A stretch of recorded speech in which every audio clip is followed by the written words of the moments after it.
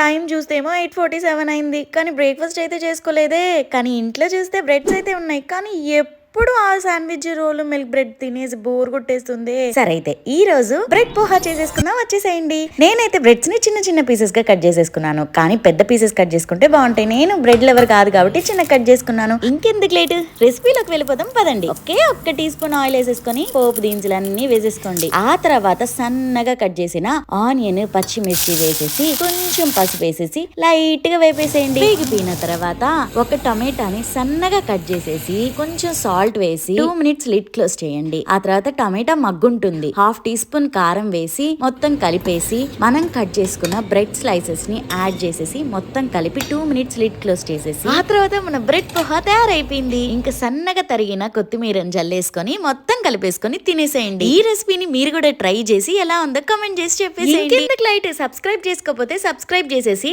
ఈ వీడియోని లైక్ చేసేసేయండి.